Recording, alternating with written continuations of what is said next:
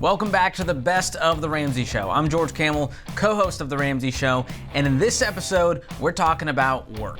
We all know money comes from work, and we take a ton of career calls on the show. Some people just don't want to work, others are bitter about their coworkers, their bosses, or they feel guilty looking for another job. Lots of drama. Check it out. Tyler is in Denver. Hi, Tyler. How are you? Hey, can you hear me okay? Absolutely. What's up? Great. Hi, I'm a huge fan of your show. I've watched almost all your clips on YouTube. So I'm really excited to talk to you right now. Got a bit of a career question for you. My name's Tyler. I graduated from college in 2019 in engineering school. I'm 24. I work for an engineering company, make about a little under 90 a year. And wow, a lot good of times for you. I hear you say this. Oh, thank you. A lot of times I hear you say this quote on YouTube. It's bad to have a mentality of oh God, it's Monday, thank God it's Friday kind of thing. And I'm just kind of wanted you to elaborate on that a little bit. I would say I'm kind of in that boat. I really enjoy where I work. I work with good people. I think the stuff I do is technical and interesting. But obviously, if I had the choice, I obviously wouldn't work a 9 to 5 at a desk all day. So I'm just wondering, is that a bad mentality to have? How can I get out of that, or what can I do about these feelings? Well, let's just play this out. You're 24. You've got an engineering degree. The work interests you, but you gave us a big clue. I don't want to sit at a desk all day. And that's not wrong to feel that way, but let's look at what you want the future to be. So let's fast forward 34, 44. What kind of work would you want to be doing at this very moment? What would you say?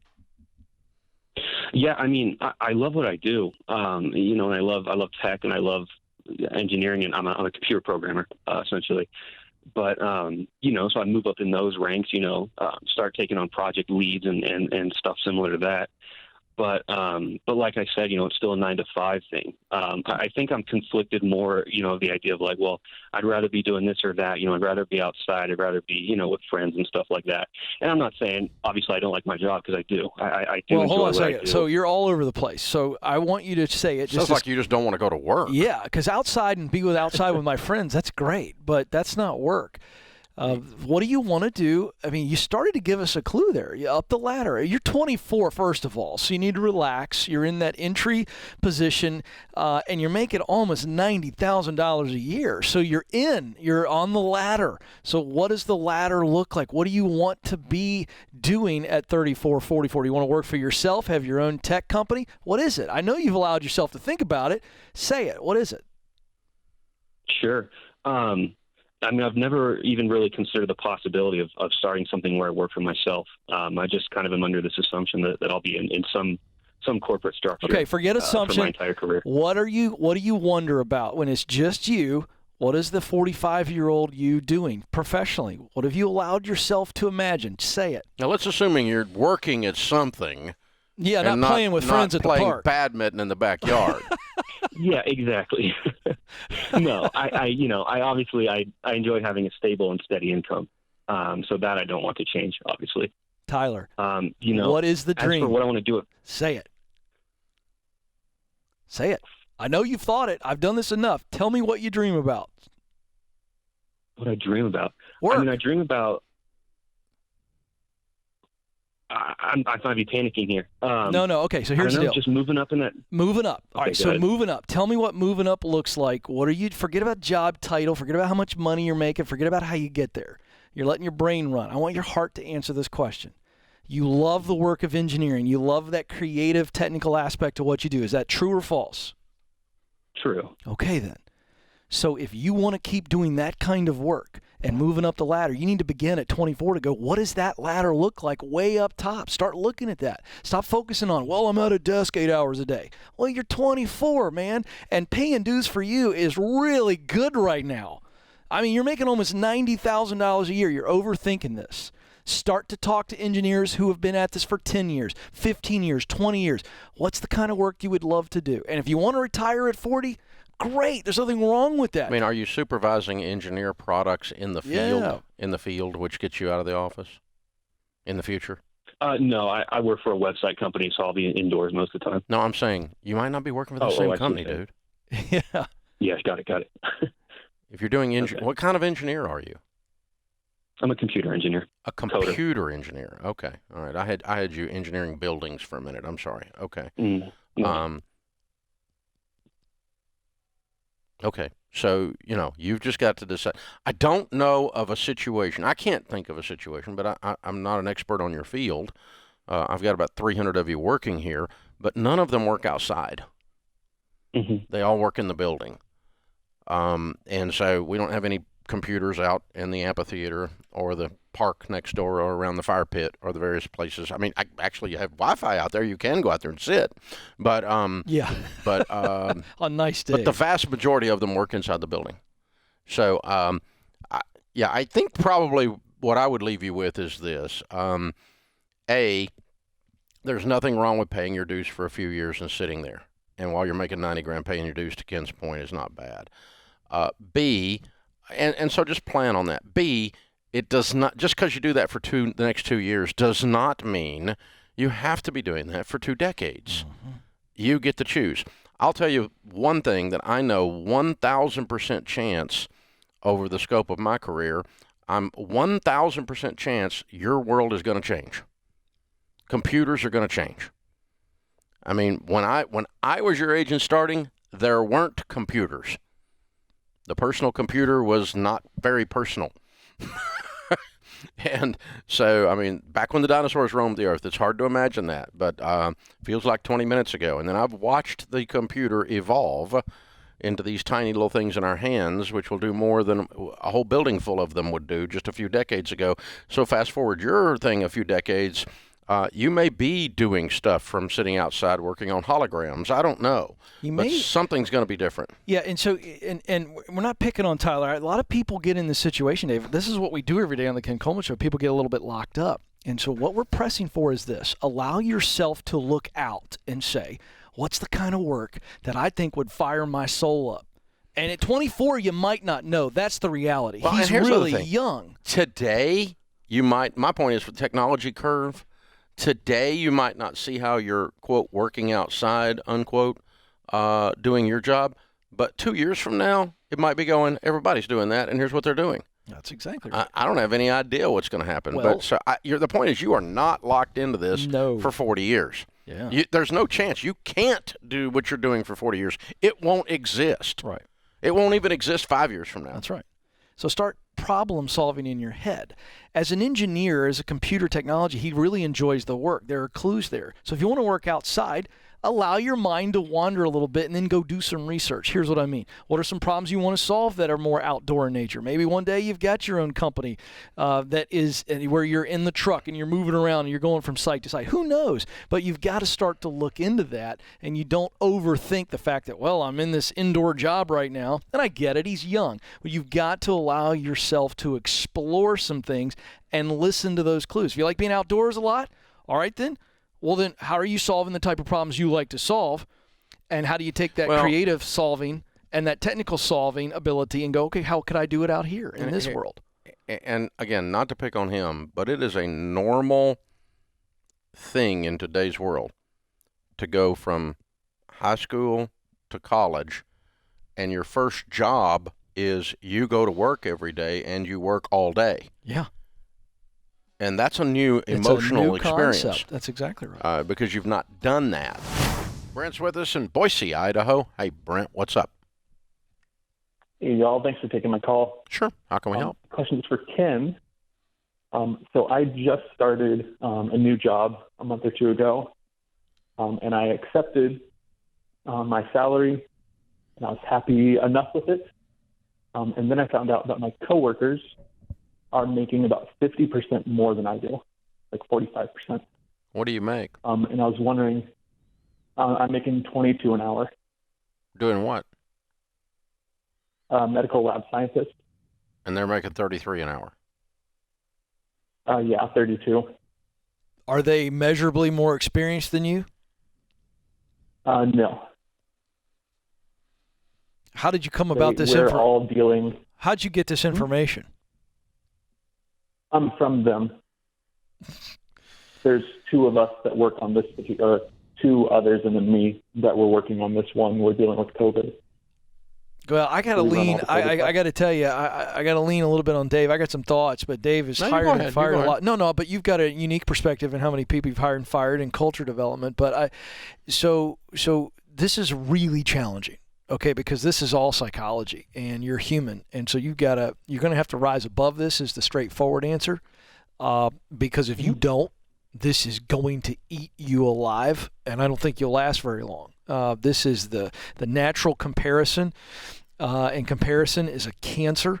The only person I try to compare myself to is the me of yesterday, and that's hard, but that's what you got to do, because if you're saying things are equal, and it's an equal playing field, they don't have any more experience than you, they don't have any additional certifications or all that stuff.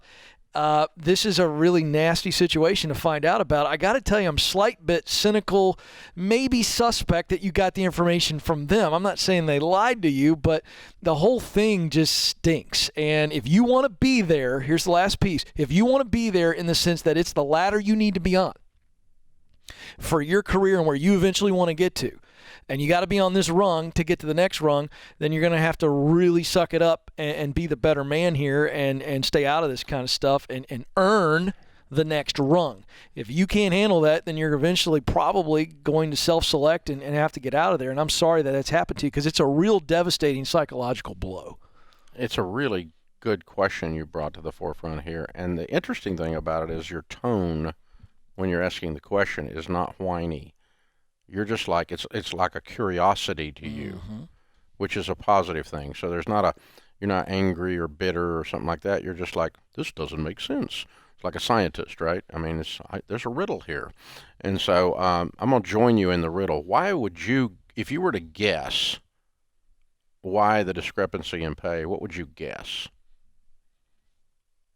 Because they are, I mean, it's a business or hospital, and they're just trying to get as little or pay as little. I came from a... So you don't think it's an oversight? You don't think they saw something different in your qualifications than the other guy? You don't think there's a logical explanation other than just sheer they didn't want to pay as much and they thought they could get away with it, and they did? And they did. I didn't come in. I thought the job was a technician job, not a technologist job. And so when they gave me my pay, I was like, well, this is really exciting. Yes, I'll take this because it was like $4 more than I thought it was going to be. And then I found out what the job really entailed. I am a biochemist, not a medical lab scientist. I see. I've been learning to play golf, and I figured out the secret to happiness is low expectations. So, you had low expectations, and then you got a $4 more, and you thought this is wonderful, and then you found out you're $10 under, and it's all about expectations. What Ken said, it's a psychological problem. So what is the environment like? What's the environment like between you and your supervisor or your the person that did the hiring with you? Is this an open, conversational, good people, or is it very chain of command, real shut your mouth, get your work done? I mean, what is it? Authoritative or? That is a great question. The only time I've met my supervisor is the day I was interviewed. She went on leave right after that and then has since come back from leave and has never stepped in. And I'm a night shift, and so I haven't. She's gone before I come in. Yeah. Well, what I have figured out is that there's going to be a difficult conversation. It is going to be in your head, and your head's going to explode, or eventually, or you're going to have a difficult conversation. And the trick is how to sit down with her and have a difficult conversation. And what one of the things we teach leaders to do, and you're leading up in this situation, is to just if there's an elephant in the room, go, hey, there's an elephant over there. Don't act like he's not there. And so let's just call out a couple of things that we know here, okay? Number one, when I interviewed for this job, I first thought it was this, and then I found out it was that, and I was $4 more than I thought, and so I was really happy, and I'm grateful. And by the way, I am grateful for the job. And I haven't gotten to talk to you a lot because you've been out on leave, and of course I'm night shift. But I'm swinging by this afternoon to have a 5-minute meeting with you. And I want you to hear nothing but gratitude from me. But I got to talking to the other guys in the lab, and I found out that I'm the only guy with the exact same qualifications that makes 22, and they all make 32.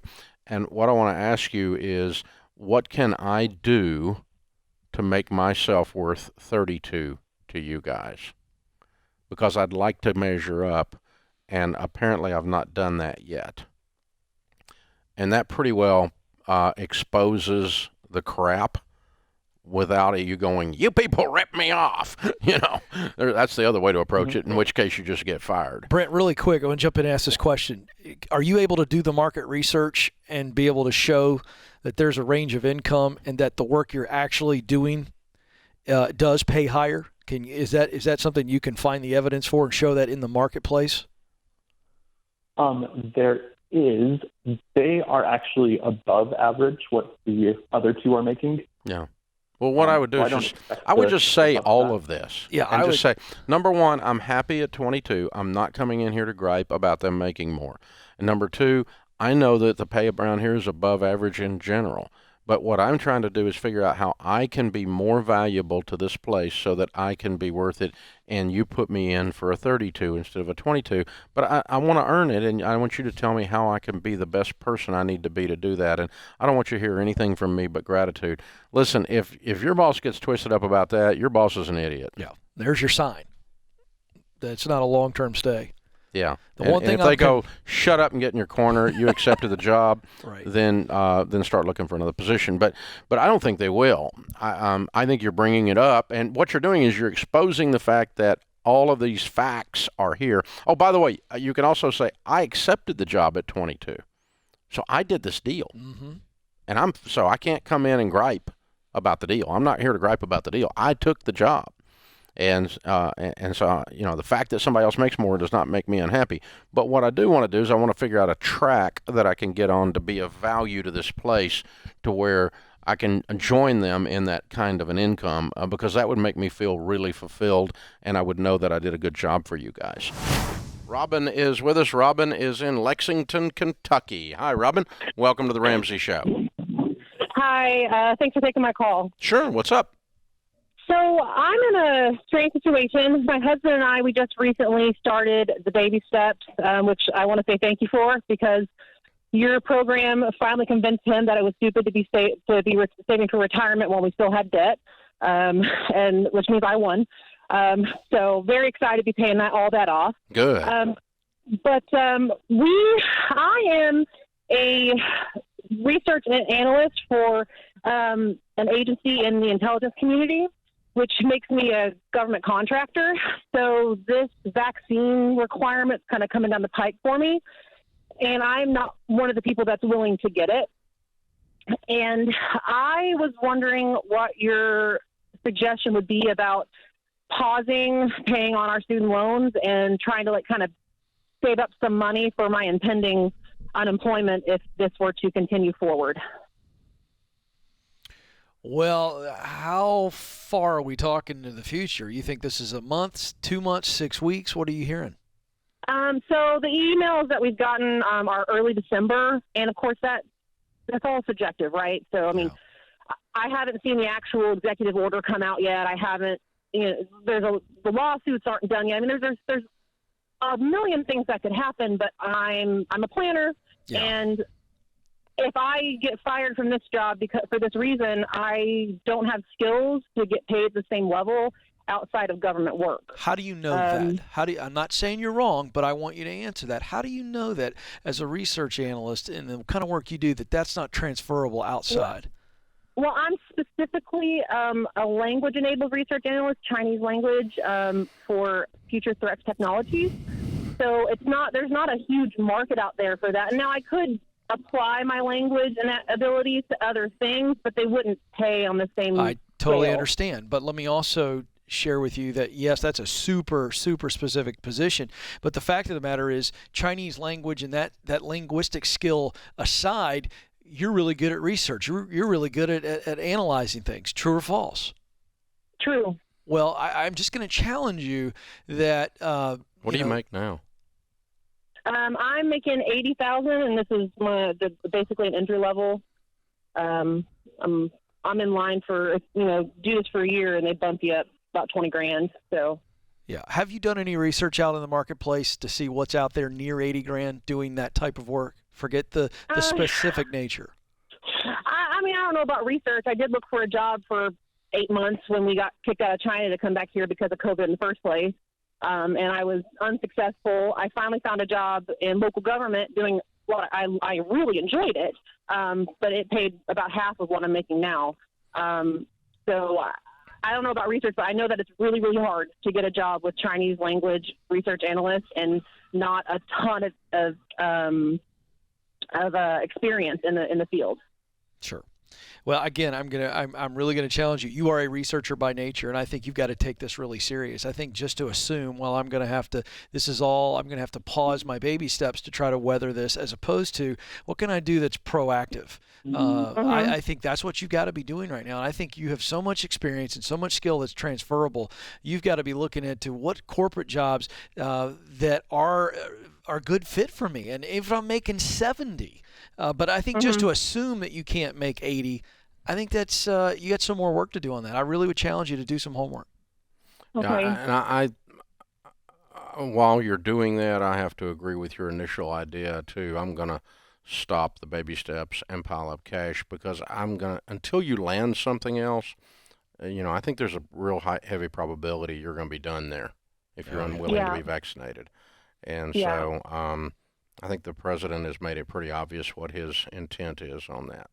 And the only question is whether he has the power to pull it off or not before he gets slammed with 5,000 or 50,000 constitutional challenging lawsuits, which is what's going to happen. But the question is that going to save your job? I don't know, and I would be pretty pessimistic about that in this environment. So yeah, I'm gonna stop and pile up cash, but I'm also going to start reanalyzing how your skills fit into the marketplace at Ken's suggestion, and see if you can't land something that's there. Maybe even some independent things that aren't government contracts, but maybe you're just contracting out to defense contractors and so forth. But even those, I think the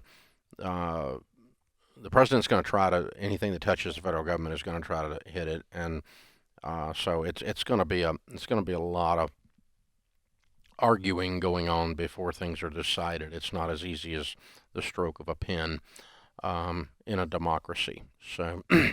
Right or wrong, that's going to be your facts. So, I'm going to pile up cash for a while here until I feel like I've got a greater than 50% chance of staying. And then once you've got that, then, you can calm down a little bit. Jenny starts off this hour in Charlotte, North Carolina. Hi, Jenny. How are you? Hi, gentlemen. I'm honored to speak with you both. Thanks so much for taking my call. Our pleasure. How can we help? Well, I wanted to tell you, Dave, your new website is fantastic. So good job, whoever you hired. It's amazing. Well, thank you. Thanks for a great website. Our in-house team did that, and I will give them a high five from you. Thank you. Great. My question, I've been a stay-at-home mom for almost 5 years now. My husband and I have a 2-year-old and a 5-year-old, almost 5-year-old. And my husband is a controller down here, and he makes about $170. And he I would call him a very, very loyal person, employee. He has great integrity. He's just amazing. And his job as a controller down here, his company keeps acquiring other companies. And when he took the job 5 years ago, they warned him, hey, the books are a mess. You're going to stumble into a lot of problems. And this is just what keeps happening with this company. And as they keep acquiring more companies, they're buying companies that have the books that are a mess. I'm not an accountant, so I don't know anything about that. However, he just recently received a $140,000 bonus. It was 2 weeks ago. And we have been looking at already moving to different states.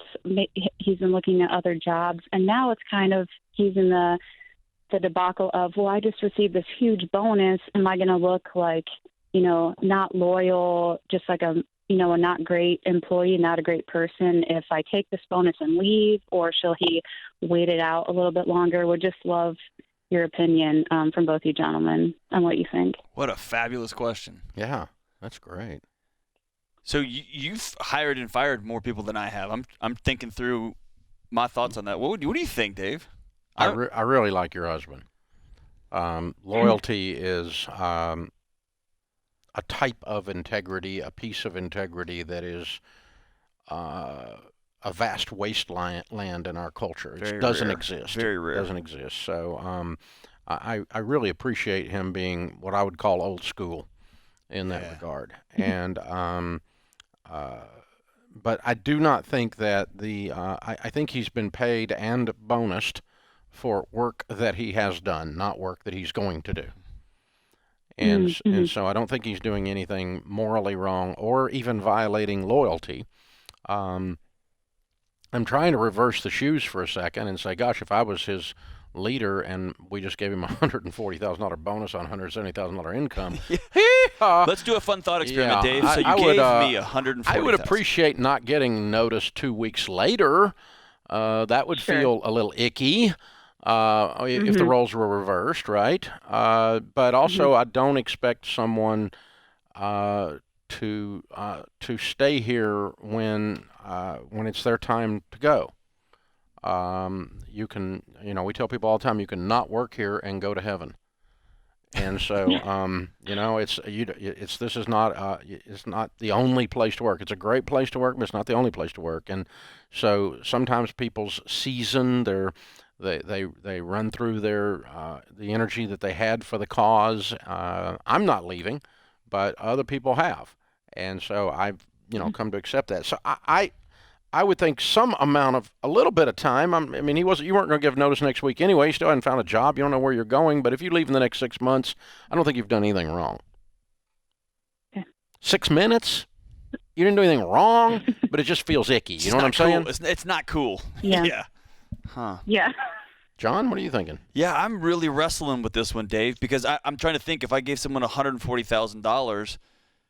This is me being transparent. I think in some way I would be attempting to pay them for work done and buy their continued loyalty. Yeah. And I think that's a bad motivator. Yeah, and the same thing could just be saying if I pay somebody a huge income. Right. But I don't want someone, especially someone I'm paying a huge income to, right, to be here and not be happy, be miserable. Their time is done. It's bad enough if you're paying somebody a little bit of income and they're that way, but it's really bad if you're paying them a lot of money and their heart has left. So we always tell people, when your heart leaves the building, take your butt with it. Yeah. Hey, Ginny, so is he just tired of the constant acquisitions? Is it a toxic work culture where people are not cool to him and then they just will throw money at him? What's the thing? No, it's nothing like that. The people that he works for, the bosses are my age. They're 35 years old and they've just built up this amazing company, and they're amazing people. There's no toxicity at all. It's just every company they acquire, they're getting it on a deal. And so here you go, CPA controller, just work with these messed up accounting books. But I don't know. Like I said, I don't know anything about accounting, and it just keeps piling and piling. But he really appreciates here's a with suggestion. Here's a suggestion. Number one, what controllers are supposed to do is control. That's why we call them that. And so they're supposed to clean up messed up books. That's what he says. That's what he says. If he goes to another company, there are very few companies that do a wonderful job with accounting. Most of them do an okay job or a really bad job, and depending on the size of the company, the sophistication of the company, and so forth. But we have stellar accounting. The only other issue was. But I think he might ask for some help. I think he might be overwhelmed. Yeah, that's my thought. That was two little other pieces. They've hired a couple people to work under him, but then he ends up training all the people, which is great though, because he trains them the way that he likes. If they're going to work under him, what's wrong with him training them? Yeah, right. So he loves that, but then also he's not in charge of any decisions too. So I think. And he said 5 years, I'm putting in the work, and we can wait longer. It was just kind of a bummer because, you know what? I think the bonus. What is he looking for in the new job? There you go. That's different. And I would go in and ask for that here, because I think he's got a pretty good gig. Yeah. Because what the Yeah, it's big awesome. and I'm basing that, the big thing you said is these are good guys. Oh, they're awesome. Yeah. Yeah. Mhm. And if you go in and go, listen, I'm frustrated by this and this, and in order for me to think longer term about this whole thing, I need some help with you adjusting those things. Kyle is in Grand Rapids, Michigan. Hey, Kyle, how are you? Hey, Dave. Thanks for taking my call. I appreciate everything you guys do and the opportunity to discuss my situation. Sure. What's up? So I'll just get into it. I'm married with 3 young children. I'm in debt. I hate my job. I'm having a problem with drinking, and I'm just feeling uninspired, broken, and exhausted. I've been working the debt, but I have a ways to go, and I can't seem to get out of my own way when it comes to figuring out my career and getting my health together. If you guys need a little bit more backstory, I can give it to you. But basically, I would just like some advice on how to proceed, because I've been struggling emotionally since before my kids were born, and I'm still not happy with where I am, which I feel bad saying, but that's where I'm at. Sure. I want you to be as just brief but very descriptive on you keep getting in your own way as it relates to figuring out what you want to do with your career. What does that mean? So I feel like I just keep hitting these mental roadblocks. So I'll sober up and stay focused for a week, 2 weeks at a time. And then something will happen that'll trigger me emotionally to want to drink or to do something that's not related to the career I want to have. And a lot of times I don't know if it's circumstantial or if I'm getting in my own way.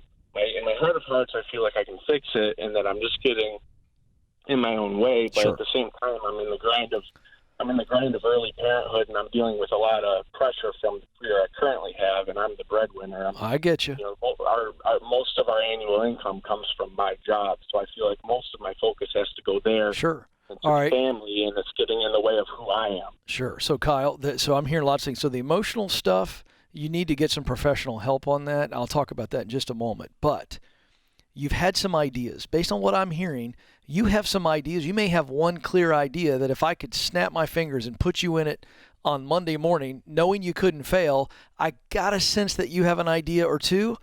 Am I right or am I wrong on what you would do? Yeah, you're right. What is You're it? right. No more. And listen, here's what I want you to do for the next couple seconds. I don't want you to think. Don't think. Don't qualify. I want you to just answer my questions. Agreed? Agreed. Here we go. What is it? Tell me what it is. What would you do tomorrow if you knew you couldn't fail? I'm apprehensive saying it because it seems juvenile, but honestly, I'd like to get into game development. Game development. Now, you did what I told you not to do, but that's okay because we got the answer. You want to be a developer for video games, yes or no? Yes. Okay. Do you have the baseline technical talent that if you were trained properly, that you know that you could develop effectively game technology, yes or no? I would need additional training. I don't think so. So the answer is yes. You have the core talent. If you were trained and educated, you could do it. Do you believe that? If I was trained, yes. I do have All right. talent. So, hey, you got to say, for 1 second, Kyle, I want you to throw off all this self-doubt that's hanging on you like a giant winter coat. Throw it off. You can't even answer a question about yourself because of the doubt. And I know there's a lot going on, and I get that. But, brother, I just want you to get real for a moment and know, wait a second, do I have the technical talent? Now, let me ask you this. Why, I want you to give me a short answer, why would you want to develop for video games? What's the why behind that? Because I like creating experiences. There you go. Always had a knack for technical stuff and always had a knack or always had an interest in experiences, yes? Yes. Okay, And now. you're a gamer. That's right. So here's the deal. You think because you're a dad of 3 small kids, you guys have got some debt, and you're dealing with some emotional stuff, which is driving you to drink. You're thinking, I'll never get there. Is that about right? Yeah, I mean, But that's even not when I true. feel it- But a that's little- not true. So let me challenge you. All right? You need to understand that there is a path. So you know what you want to do. If you could just make it happen, you know what you want to do. So you're in that get clear stage. Now it's all about getting qualified.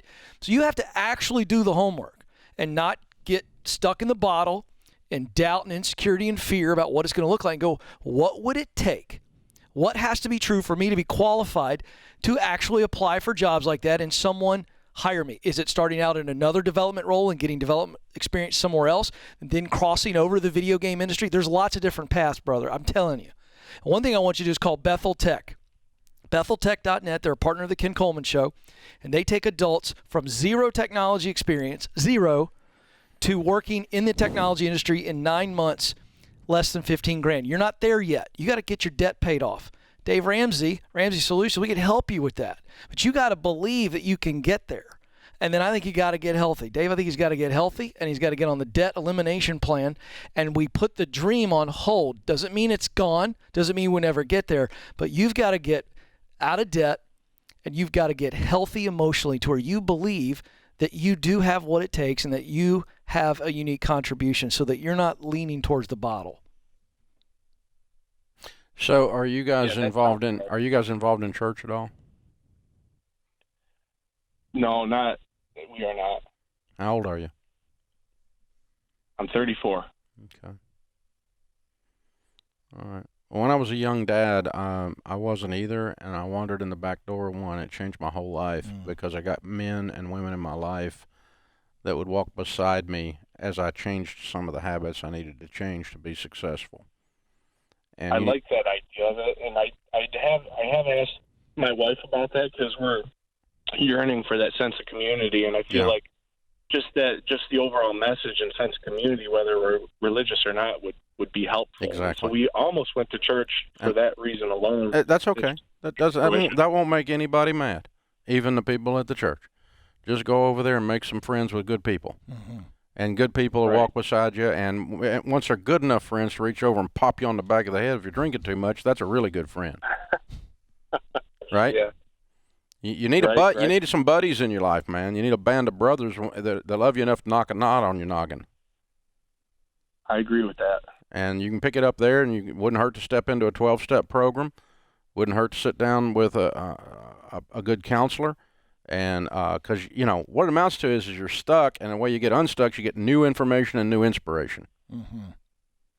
Yes, sir. And that helps you then build a vision for your life that Ken was laying out for you that you can believe in.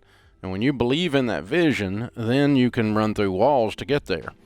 Hey, if you enjoyed this episode, click here to watch the next one featuring calls all about building and handling wealth.